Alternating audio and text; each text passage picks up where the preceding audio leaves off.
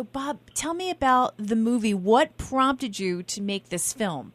Well, the final catalyst was, I've been a TV reporter for 15 years and covered education here and there and been kind of outraged, I guess, at some of the issues that I had looked at, like tenure, for example, that you can never fire a bad teacher in public schools short of them committing a felony, practically. And, while there are lots of great teachers, my mother was a public school teacher. I went to public schools. You'd have to be an idiot to study this issue as much as I have and not seen lots and lots of great teachers. But to go from that, to say you should then never fire a bad teacher because some dismissals may be done, may be given to the wrong people, or there might be nepotism involved in certain dismissals. So we should just never dismiss anyone. We should never fire any bad teachers is, to me, just absurd. It doesn't pass any kind of common sense test, and I think people realize that. So I went from that, from a TV reporter. The final catalyst, though, was when I had a friend who got a job as a inner-city high school English teacher, and I started hearing her stories on a regular basis of what it was like, and I said, this subject deserves the kind of long-form treatment that a documentary could provide. Well, it's interesting because you say teachers are punished for speaking out, principals fired for trying to do the right thing. Give us some examples of that. The film has interviews with whistleblowers who come up and just raise their hand and say, look, I noticed that there are phantom salaries here in the budget for people that don't exist. Maybe this is wrong. And they're told, go away, shut up, forget you ever saw that. And then when they persist and keep pointing it out, people try to get them fired, basically. That's one example. There's another example of a teacher who saw grades being changed to make the school look better, basically just in a political maneuver. And she pointed this out, and they demoted her, and then she had to sue after that because, they didn't want any of this getting out. And so there are people who, feel a real fear. In fact, that's a quote in the movie, that they have mortgages, they have homes, they have sometimes kids in college, and they don't want to speak out because they see the reprisals that have come to those who have. Well, it's interesting because you highlight a little bit about what's going on in New Jersey, and of course, everybody's looking at New Jersey right now. And I guess you're saying that there seems to be a little bit more corruption than the average bear in the Garden State as far as education? Well, I mean, look, in terms of how much money disappears, the reason New Jersey was chosen is a lot of people think, giving more money to public schools is the answer. A lot of well-meaning people think spending more on our broken school system, we need to fix these schools. The children of the future, we should spend more on education. They view teacher salaries in a way to say, like, there's a sense where they wish teachers made more salary, and they feel that education budgets overall are the same thing as teachers' salaries. If you're for raising the one, you must be for raising the other. But what we found in the film is oftentimes so little money, such a low percentage of the money goes to the teachers' salaries.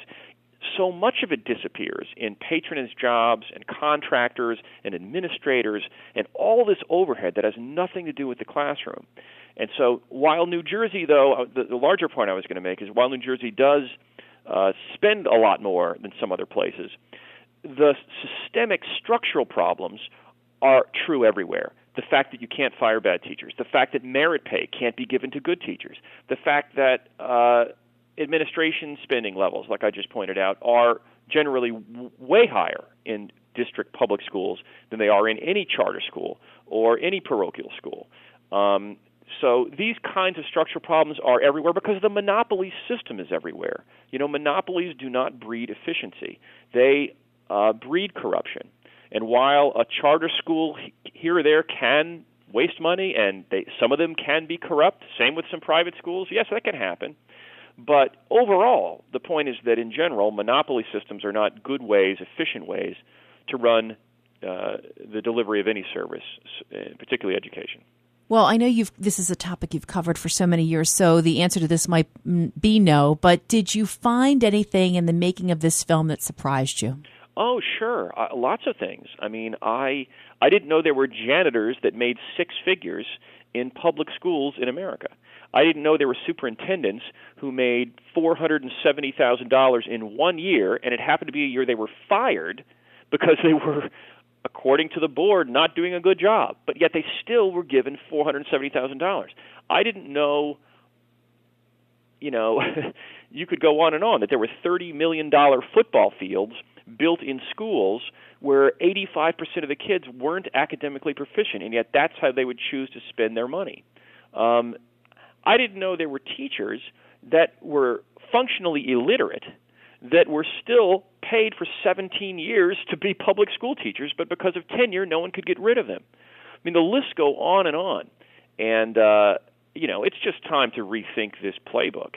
There's the old, playbook is that, all Democrats are supposed to be pro-tenure, pro-jobs for life, anti-vouchers. All Republicans are supposed to be, for corporations. And, this is just being rethought. Right-wing radicals like Bill Maher now say the teachers' union must be busted. Countries like Sweden, with their single-payer health care, have vouchers for education. We have dropout rates in cities like New York and L.A. and Houston and Dallas and Denver and Detroit. Over 50% of the kids dropping out of high school. I mean, and those who even do graduate, many of them can't read. I mean, this system is in absolute dysfunctional disarray. And I am mystified at how some people would say, the dropout rate can be 50%, 60%, 75% fine. But giving a voucher to one of those kids to go to a private school with public money, we would really be against that. Like they suddenly get really mad at that idea. But they seem to be much less worried about dropout rates of 75%. And where did you film? Well, all over. Where did I film? I mean, the film uses New Jersey as a case study, so much of the footage is from the state of New Jersey, but I also shot interviews in New York City, in Boston, in Washington, lots of places. And I have to ask you about the title. So the point of the cartel is that it's like the OPEC oil cartel. That's a closer analogy than the Mexican drug cartel. But the idea is a collection of forces that work together to prevent change, to keep the money flowing, and to keep competition away. So, it's not just the teachers' union. When a janitor makes six figures in a public school in America, which we show in the film, that's not the teachers' union. That's a janitors' union that got that. When a superintendent makes $470,000 for 1 year, a year in which he's fired, that's not the teachers' union doing that. That's the administrators. When political campaign contributions are given to legislators and they get bought off to support legislation that the establishment wants, that's their fault. That's their disgrace. So there are lots of forces in this closed circle, one-size-fits-all kind of monopoly education game that has been gaming the system, and they work together to prevent reforms from coming to the fore. And it's the premise of the film, and my belief personally, that if you open it up and you empower parents instead of bureaucrats at the top to make decisions, you can very quickly break through these kinds of corruptions and wasteful spending, and you will dramatically increase educational outcomes. And where can we see your film? What a great question.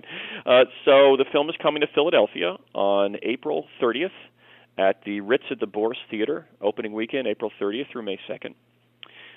It also is going to be playing in Mount Laurel, New Jersey, next week. And there's going to be a rally in Trenton, by the way, on April 29th for those who might, on the New Jersey side, might want to support reform in public schools. Thursday, April 29th at 6 p.m., followed by a screening of the film at the State Museum Auditorium.